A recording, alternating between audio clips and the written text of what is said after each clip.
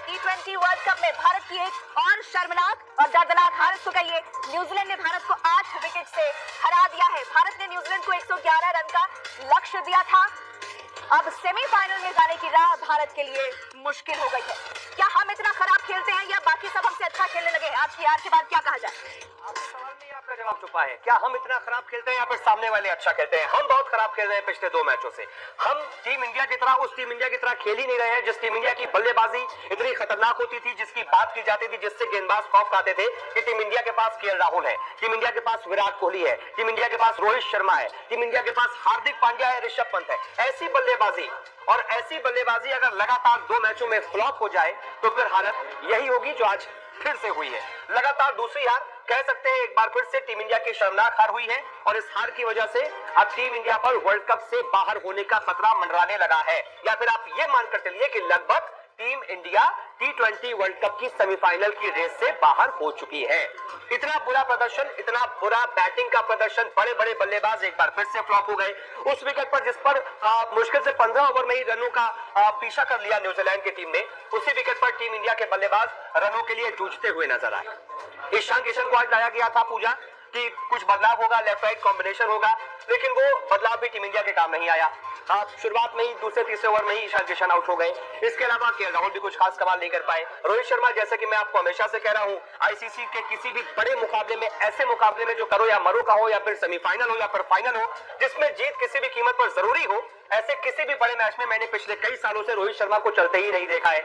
इसके अलावा जब एक बार फिर से दरकार थी कि विराट कोहली कम से कम एक खराब शुरुआत को संभाले, वो भी टीम इंडिया की हिचकोली खाती हुई नैया को किनारे लगाने में नाकामयाब रहे और बीच भंवर में टीम इंडिया को छोड़कर एक बहुत ही ज्यादा गंदा शॉट खेलकर वो भी आउट हो गए। उसके बाद प्रेशर टीम इंडिया के पास इतना आ गया था कि ऋषभ पंत, हार्दिक पांड्या ने थोड़ा सा संभालने की कोशिश की, लेकिन बहुत देर हो गई थी। रविंद्र जडेजा ने कुछ अच्छे शॉट्स आखिर में लगाए, लेकिन हम वही कह रहे थे, इस विकेट पर पहली बात तो ये, इस ग्राउंड का रिकॉर्ड ये कहता है 7 मैच हो चुके हैं जो टीम टॉस जीती है, मैच जीती है। टॉस का बहुत ज्यादा एडवांटेज टीम के पास जाता है, लेकिन हम टॉस हारे जरूर, लेकिन हमने उससे ज्यादा अपनी बल्लेबाजी में गंदा प्रदर्शन किया।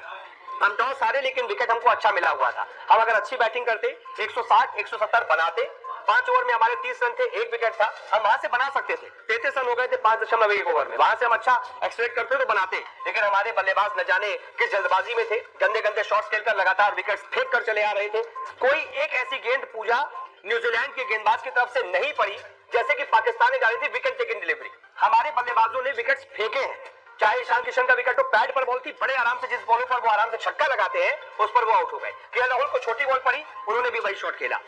इसके अलावा चाहे रोहित शर्मा हो चाहे विराट कोहली हो, दोनों ने गंदे शॉट खेले इस जोड़ी की गेंद पर, वो भी आउट हो गए। आज हम अपनी बल्लेबाजों की वजह से, अपनी गंदी बैटिंग की वजह से, केयरलेस बैटिंग की वजह से हारे हैं और कुछ नहीं कहा जा सकता। गेंदबाजों के पास कुछ ऐसा था ही नहीं कि वो प्रेशर बना पाते बल्लेबाजों पर। न्यूजीलैंड कोई प्रेशर नहीं था, बड़े आराम से खेल रहे थे, फिर भी बुमराह को छोड़कर हमारे बाकी सभी गेंदबाज फ्लॉप नजर आए और इसी वजह से टीम इंडिया की एक और बुरी हार हुई है।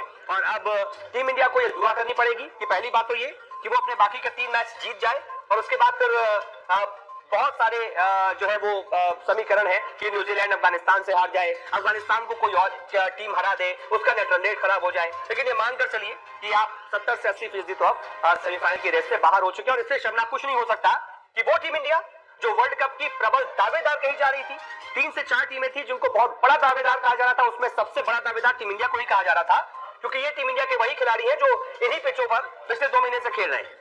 इसीलिए कहा जा रहा था कि प्रैक्टिस होगी, हम आदी होंगे, हमको पता होगा पिचेस कैसा बिहेव कर रही हैं और इस वजह से हम सबसे बड़े दावेदार हैं। लेकिन वो सबसे बड़ा दावेदार अगर 2 मैच के बाद ही लगभग सेमीफाइनल की रेस से बाहर हो गया हो, इससे शर्मनाक मुझे याद नहीं आता कि कभी भी टीम इंडिया के साथ किसी भी आईसीसी इवेंट में हुआ है।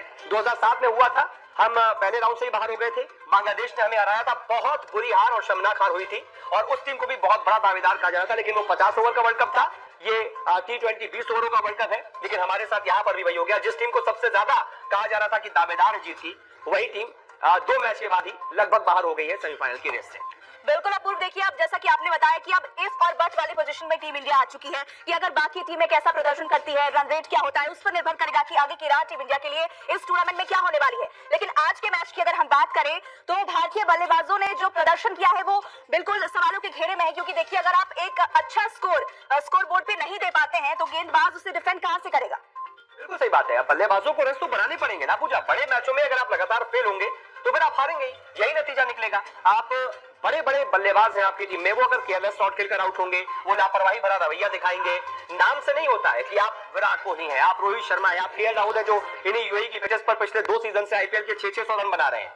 आपको न्यूजीलैंड के खिलाफ हो, पाकिस्तान के खिलाफ हो, ऐसी बड़ी बड़ी टीमों के खिलाफ भी परफॉर्म करना होगा, लेकिन आप नहीं कर पाते। आप लगातार 2 मैच में आपकी बैटिंग पूरी तरीके से फ्लॉप होती है। भला हो आप पिछले मैच में विराट कोहली का, ऋषभ पंत का, जिनकी बदौलत हम 150 तक भी पहुंच गए थे, लेकिन आज देखिए विराट कोहली नहीं टिक पाए तो टीम इंडिया का हालत क्या हुई है। यही दिक्कत है, टीम इंडिया की बल्लेबाजी जो सबसे बड़ी ताकत है वही सबसे बड़ी कमजोरी साबित हो जाती है। ऐसे बड़े मुकाबलों में टीम इंडिया के बल्लेबाज रन कर नहीं पाते हैं, शुरुआत अच्छी नहीं मिल पाती है, उसके बाद जब आप विकेट पर रन ही नहीं लगाएंगे तो सामने वाली टीम पर आप प्रेशर कैसे बनाएंगे। 110 रन कुछ होते हैं क्या T20 में, वो भी न्यूजीलैंड जैसी अच्छी बैटिंग लाइनअप के खिलाफ, जहां पर डरल मिशेल है, जहां पर मार्टिन गप्टिल है, अच्छी शुरुआत देते हैं, केन विलियमसन खुद कप्तान बड़ी अच्छी बल्लेबाजी करते हैं। इन बल्लेबाजों पर प्रेशर डालने के लिए आप कम से कम इस विकेट पर 150, 160, 170 बनाएंगे ना, तभी तो आपके गेंदबाज कुछ कर पाएंगे, लेकिन आप कर ही नहीं पाए।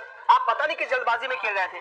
5 ओवर तक तो फिर भी हमने बहुत अच्छा खेला, एक विकेट को छोड़ दे जो ईशान किशन का विकेट था, वो भी एक तरीके से कह सकते हैं कि अनलकी रहे। सीधा एक फील्डर स्क्वायर लेग पर लगा हुआ था, बाउंड्री पर, सीधा उन्हीं के हाथ में दे बैठे बॉल। इसके अलावा राहुल ने अच्छा किया, शुरुआत में 1-2 शॉट अच्छे खेले, वो भी उसके बाद सेट होने के बाद आउट हो गए। रोहित शर्मा आए, एक अच्छा शॉट लगाया, 6 भी लगाया, वो भी आउट हो गए। विराट कोहली जिनको जिस शॉट पर वो आउट हुए हैं, विराट कोहली बहुत कम ऐसे शॉट खेलते हैं, वो आमतौर पर उस बॉल को रचना कमा के ऊपर से मारते हैं, लेकिन पता नहीं कि जल्दबाजी में वो भी थे कि वो भी अपना विकेट फेंक कर चले गए। तो जब लगातार 1, 2, 3, 4 से 5 बल्लेबाज आपके गंदे शॉट खेलकर आउट होंगे तो फिर आप फिर जीतना डिजर्व भी नहीं करते हैं पूजा। और इसी वजह से टीम इंडिया की आज ये हालत है कि जब बड़े बड़े बल्लेबाज फ्लॉप हो जाएंगे तो फिर आप कहां से रन बनाएंगे, कहां से मैच जीतेंगे। गेंदबाजों को आप कुछ तो देंगे ना, 140-50 कम से कम कुछ तो देंगे। चलिए पिछले मैच में तो आप ये कह सकते हैं कि दिन ही खराब था। आज क्या हुआ, आज आपको क्या हो गया? आज तो विकेट में ऐसा कुछ था नहीं। उस विकेट पर न्यूजीलैंड ने बड़े आराम से बल्लेबाजी की, 15 ओवर में मैच जो है खत्म कर दिया, लेकिन फिर सामने वालों को क्या हुआ? आप कुछ कर ही नहीं पाए, आप अपनी बैटिंग में ही कुछ नहीं कर पाए, जो सबसे ज्यादा जरूरी था। जी हाँ, तो हम बात कर रहे हैं दर्द दुबई की T20 वर्ल्ड कप में टीम इंडिया की एक और बड़ी हार, करारी हार। न्यूजीलैंड ने टीम इंडिया को हरा दिया है। World cup T20 world cup में टीम इंडिया की ये लगातार दूसरी हार है। न्यूजीलैंड को 111 रन का लक्ष्य भारतीय टीम ने दिया था और 2 विकेट खोकर न्यूजीलैंड ने उसे बेहद आसानी से हासिल कर लिया और इसी के साथ अब भारत की आगे की राह, सेमीफाइनल तक जाने की राह मुश्किल नजर आ रही है। तो T20 वर्ल्ड कप में ये भारत की बड़ी हार है, करारी हार है। किस तरह से टॉप ऑर्डर बिखर गया, टीम कोहली का सरेंडर हो गया। इसी पर बात करने के लिए हमारे साथ खेल संवाददाता ऋषभ शर्मा इस वक्त फोन लाइन पर जुड़ गए हैं। ऋषभ, देखिए जब मुकाबला करो या मरो का कहा जा रहा था, तब जिस तरह से टॉप ऑर्डर भारतीय टीम का बिखर गया, क्या ये जायज था? आप एक बड़ा स्कोर भी नहीं खड़ा कर पाए जिससे कि गेंदबाज डिफेंड कर पाते। कैसे देखते हैं आज के मैच को? देखिए पूजा, एक चीज तो साफ है कि डेफिनेटली इंडियन टीम हारी है और जिस तरह का प्रदर्शन भारतीय टीम का दिखाई दिया, इससे एक बात साफ हो गई है कि ये टीम जिससे तमाम फैंस एक्सपेक्ट कर रहे थे कि वो वर्ल्ड कप का टाइटल जीतेगी, वो टाइटल डिजर्व नहीं करती थी। प्रदर्शन के लिहाज से अगर देखा जाए तो अनडाउटेडली न्यूजीलैंड ने बहुत अच्छा खेला, लेकिन हमें ये भी नहीं भूलना चाहिए कि इन दोनों ही मुकाबलों में, चाहे वो पिछला मुकाबला पाकिस्तान के खिलाफ रहा हो या फिर इस मैच में न्यूजीलैंड के खिलाफ रहा हो, एक बहुत ही इंपॉर्टेंट फैक्टर था, वो था टॉस। और भारत ने टॉस गवाया, विराट कोहली ने टॉस गवाया, जिसके बाद में उन्हें फील्डिंग जो है करने का मौका नहीं मिला और नतीजा ये रहा कि जब बेस्ट कंडीशंस थी आप उन्हें यूटिलाइज नहीं कर पाए। प्रेशर में टीम के बल्लेबाज खेलते हुए नजर आए और नतीजा हमारे सामने है। सिर्फ विराट कोहली को ब्लेम नहीं किया जा सकता, सिर्फ और सिर्फ गेंदबाजों को ब्लेम नहीं किया जा सकता। इस टीम के लगभग हर खिलाड़ी को यहाँ पर जिस तरह से यहाँ पर इस हार के लिए अकाउंटेबल ठहराया जा सकता है। टॉप ऑर्डर में आप एक्सपीरियंस खिलाड़ी हैं, रोहित शर्मा पहले ही गेंद पर जिस तरह का आज उन्होंने स्ट्रोक खेला, वो बता रहा था कि आज पता नहीं किस माइंडसेट के साथ में मैदान पर उतरे थे। वो तो लकीली उनकी कैच छूट गई, जिसके बाद उन्होंने 14 गेंदें उन्होंने और खेली या 13 गेंदें और खेली और उसके बाद जो सिर्फ 14 रन बनाकर आउट हुए। तो कहीं ना कहीं ऐसा लग रहा था कि प्रिपरेशन की कमी थी। महेंद्र सिंह धोनी को बतौर मेंटोर इस टीम के साथ में दुबई भेजा गया है, लेकिन मेंटोरशिप का जो रोल तमाम एक्सपेक्ट कर रहे थे महेंद्र सिंह धोनी निभाएंगे, उस जिम्मेदारी में भी कहीं ना कहीं अनफॉर्चुनेटली माही फेल होते हुए नजर आ रहे हैं। बिल्कुल ऋषभ, मैं आपके पास लौटूंगी। इस वक्त हमारे साथ वीआरवी सिंह क्रिकेट एक्सपर्ट जुड़ गए हमारे साथ। वीआरवी सिंह, किस तरह से आप आज के प्रदर्शन को देखते हैं? भारतीय टीम ने जो ये शर्मनाक प्रदर्शन किया है, क्या कहें ये भारतीय टीम क्या ओवर कॉन्फिडेंट हो गई थी या अंडर कॉन्फिडेंट होकर खेल रही थी? देखिए बिल्कुल ही निराशाजनक देखिए प्रदर्शन रहा है आज, और जिस तरीके से मेरे ख्याल से जैसे अभी ऋषभ भी बात कर रहे थे, जिस तरीके से बल्लेबाजी ही शुरू की, पहले पहले तो बात मेरी ये है कि इनको बल्लेबाजी क्रम को चेंज ही नहीं करना चाहिए था, वही रहना चाहिए था। मेरे ख्याल ईशान किशन को नीचे उतारना चाहिए था। आपने एकदम से ज्यादा बदलाव कर दिया मेरे ख्याल से बल्लेबाजी में भी, तो उसी का ही मेरे को लगता है कि बल्लेबाजी में वो लय नहीं पकड़ पाए जाके। पहले शुरू में ऋषभ आउट हुए, सॉरी ऋषभ कह रहा है, ईशान आउट हुए, फिर रोहित, फिर केएल, देखिए एक से एक के बाद एक आउट होते रहे, कोहली आउट हो गए, तो कहीं भी मोमेंटम नहीं बना बल्लेबाजी का। तो कहीं ना कहीं देखिए बहुत निराशाजनक, मतलब कि आपने बॉलर्स को कुछ स्कोर ही नहीं दिया, 110 का टारगेट दिया, बहुत मामूली और छोटा सा टारगेट दिया, और बल्लेबाजों को इस हार में आज काफी ही निराशाजनक जिस तरीके की बल्लेबाजी करके दिखाई है आज, तो मैं तो काफी ही निराश रहा हूँ जिस तरीके से आज लगा ही नहीं, जैसे अभी आप बात भी कर रहे थे, कुछ एक इंटेंट भी नहीं दिखा नीचे जाके, तो कहीं ना कहीं जो से भारत ने फेरबदल किए वो कहीं ना कहीं सही साबित नहीं हुए। बिल्कुल। और देखिए जिस तरह से अगर बात की जाए, जो बदलाव आज मामूली बदलाव किए गए उसका कोई असर नहीं दिखा, लेकिन अब भारतीय टीम के लिए क्या माना जाए आगे की जो राह है सेमीफाइनल तक पहुंचने की, जैसा कि ऋषभ भी बता रहे थे कि एक प्रबल दावेदार कही जा रही थी टीम इंडिया, उसका ये हश्र हुआ सिर्फ 2 मैच के अंदर। जी बिल्कुल, देखिए प्रबल दावेदार जरूर थी, पर जिस तरीके से यहाँ पर खेल दिखाया भारतीय टीम ने अभी तक वो प्रबल दावेदारी वाला दिखाया नहीं। और देखिए अब तो आप दूसरों के रेमो क्रम पे दूसरी टीमें कैसे खेलते हैं, अफगानिस्तान न्यूजीलैंड को हराती है, रन रेट पे कैसे अब जाकर एंड में क्या होता है जब लीग स्टेज खत्म होगी, तो अब तो सारी गेम जो भारत के पास है, 3 गेम जरूर उनके बाकी हैं, पर अब उनको दूसरों पर निर्भर रहना पड़ेगा कि हमारी जो से न्यूजीलैंड हारे और अफगानिस्तान वहां से जीते। और रन रेट बहुत महत्वपूर्ण होने वाला है, क्योंकि आज जो न्यूजीलैंड एक बढ़िया जीत हासिल की और अफगानिस्तान ने दिन के मैच में एक बड़ी जीत हासिल की, उनसे उनका रन रेट और ऊपर चले गया। तो भारत की जो सी राहें हैं, जो रास्ता है और मुश्किल होता जा रहा है, पर फिर भी हम ये बात करेंगे कि अब भारत की जो 3 मैच हैं अब उसमें देखते हैं और उनका प्रदर्शन करें, बड़े मार्जिन से जीतें, और दूसरी टीमों पर भी निर्भर रहना है कि अब नौबत आई है, तो लेट्स सी अब कैसे रुख बदलता है आने वाले मैचेस में। बिल्कुल। गलतियां क्या मानते हैं टीम इंडिया की तरफ से, क्या गलतियां हुई, क्योंकि हम देख रहे हैं कि उसी ग्राउंड पर जिस पर टीम इंडिया स्ट्रगल कर रही है, सामने वाली टीम उस पर आसानी से स्कोर कर ले रही है। जी देखिए, मैंने अभी आपको बात की, देखिए जिस तरीके से हमारी बल्लेबाजी का क्रम था, मेरे ख्याल से पहले उसे ही नहीं चेंज करना चाहिए था, क्योंकि वो आपके 3 सेट बल्लेबाज थे 3 ऊपर के। हाँ, ईशान किशन को खिलाया तो उन्हें फ्लोटर की तरह खिलाते, 4 नंबर पे बल्लेबाजी करते, या जहाँ पर अगर स्ट्राइक रेट बढ़ाना था तो उसकी सोच से उनको खिला सकते थे, पर मेरे ख्याल से उन्हें ओपन करवाई, रोहित को नीचे बल्लेबाजी कराने की, जो व्हाइट बॉल के क्रिकेट के काफी बड़े खिलाड़ी हैं। एक तो मेरे को यहाँ पर थोड़ा सा लगता है कि टीम मैनेजमेंट से गलत डिसीजन हुआ। दूसरी बात ये थी कि देखिए बल्लेबाजों को पिछले मैच में भी आपने देखा, आज के मैच में भी देखा, चाहे वो ट्रेंट बोल्ट थे या ये छोटी थे, पिछले में शाहीन अफरीदी थे, तो देखिए कहीं ना कहीं देखिए जहां पर भी स्टार्ट मिलता है, हमारे जो बड़े बड़े बल्लेबाज हैं उस मोमेंटम को कैरी ऑन नहीं कर पा रहे, बड़े रन नहीं बना पा रहे। और देखिए रोटेशन ऑफ स्ट्राइक जो हम बात करते हैं क्रिकेट की लैंग्वेज में, सिंगल्स निकालने में काफी दिक्कत हो रही थी, तो मेरे ख्याल से दबाव बनता गया जैसे जैसे पारी बढ़ती गई, और जो सी शॉट सिलेक्शन थी वो रॉन्ग डिसीजन होते रहे सारे, उसके बाद गलत शॉट खेल के आप आउट होते रहे, तो कहीं ना कहीं देखिए काफी खामियां हैं आज के मैच में। और बॉलर्स को तो मैंने पहले बोला 110 रन T20 की एक स्पॉट विकेट पे कभी भी ज्यादा नहीं होते, तो यही आज काफी निराशाजनक ही आज भारत का नतीजा रहा। मैं लौट लूंगी आपके पास, हमारे साथ ऋषभ शर्मा भी हमारे खेल संवाददाता लगातार जुड़े हुए हैं। ऋषभ, आज की जो भारतीय टीम का जो प्रदर्शन रहा, जिस इतने बुरे तरीके से टीम इंडिया हारी है, आप क्या गलतियां देखते हैं, क्या खामियां देखते हैं टीम इंडिया के अंदर, और क्या बदलाव करने की जरूरत है, क्योंकि इस तरह से सेमीफाइनल की राह तो आप कहिए कि एक तरह से मुश्किल ही है, क्योंकि अब सामने वाली टीम पर हम डिपेंड हो गए।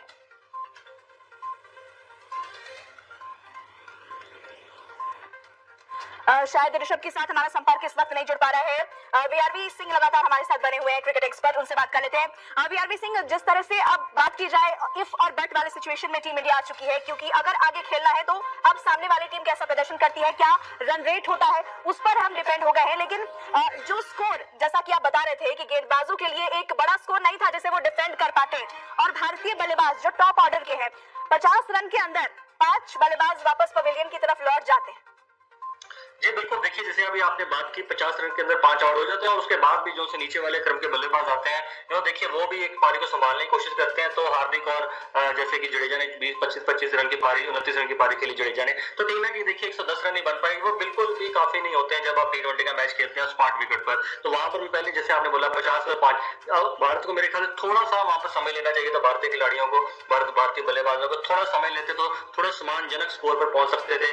140-45 जो फाइटिंग टारगेट होता है था, पर वहां पर वो नहीं पहुंच पाया। और देखिए बॉलर्स के लिए हमेशा ये कमी था 110 रन टारगेट। बॉलर्स ने इनिशियली वरुण चक्रवर्ती, बुमराह ने कोशिश जरूर की, पर वो कोशिश में आज नाकाम रहे क्योंकि स्कोर ही ऐसा था और विकेट भी काफी सपाट हो चुकी थी। आप जैसे आपने पहले बात की, देखिए अब भारत को 3 मैच जीतने ही पड़ेंगे, पर रन रेट पर भी नजर रखनी पड़ेगी और दूसरे टीमों के मैचेस पर भी नजर रखनी पड़ेगी, वो किस तरीके किस अंदाज से हार रहे हैं, जीत रहे हैं। तो वो अब भारत को, जैसे आपने बहुत सही शब्द यूज किया कि भारत दूसरों पे भी निर्भर हो चुकी है कहीं ना कहीं। तो 3 मैच तो जीते यही, पर साथ के साथ रन रेट को भी आप अपने एक प्रायोरिटी रखिए कि आपको ये भी बढ़ानी पड़ेगी साथ के साथ। बिल्कुल। और देखिए जैसा पहले कहा जा रहा था कि पिच से टीम इंडिया फेमिलियर हो चुकी है, उन्हीं पिचेस पर आईपीएल भी खेलती है, लेकिन उसका कोई फायदा इस T20 वर्ल्ड कप में भारतीय टीम को नहीं मिला है।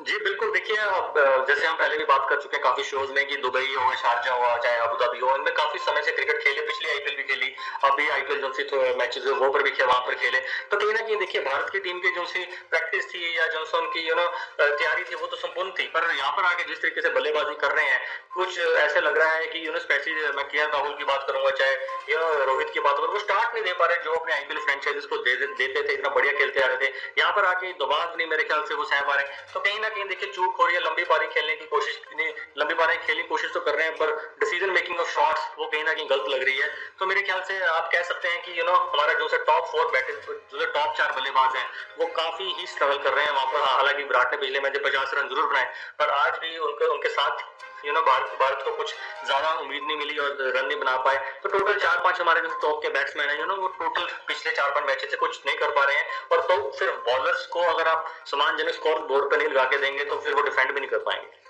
बिल्कुल।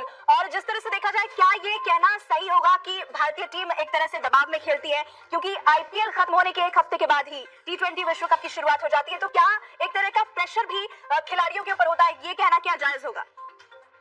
देखिए प्रेशर तो देखिए काफी समय से खिलाड़ी खेलते ही आ रहे हैं, इतने सालों से खेलते आ रहे हैं। मेरे ख्याल से इस प्रेशर के तो ये ऑलरेडी मतलब इसको खेल के ही बड़े हो रहे हैं, कितने सालों से भारत के लिए खेल रहे हैं। तो ये तो नहीं कह पा रहे, पर मेरे ख्याल से कहीं ना कहीं आज पाकिस्तान का मैच हारने के बाद और आज का मैच हारने के बाद मेरे ख्याल से कहीं ना कहीं डिसीजन मेकिंग, जैसे मैंने पहले भी बोला कि ईशान किशन को ओपन बैटिंग नहीं करवानी चाहिए थी, उनको सूर्य कुमार की जगह ही उन्हें लाया था, उनकी जगह ही उन्हें बल्लेबाजी करवानी चाहिए थी, वो था 4 नंबर। तो कहीं ना कहीं डिसीजन मेकिंग का भी रोल, हाँ दबाव तो आता है जब आप नए खिलाड़ी खेलते हैं। विराट और रोहित को तो काफी समय हो गया, पर जो नए खिलाड़ी हैं डेफिनेटली अंतरराष्ट्रीय स्तर और फ्रेंचाइज क्रिकेट में काफी फर्क होता है। तो कहीं ना कहीं देखिए दबाव तो हर मैच इंटरनेशनल मैच में होता है, पर आपको दबाव को सहन करना, यहीं पे प्रदर्शन करना है, इसीलिए तो आप इस स्तर पे पहुंचे हैं।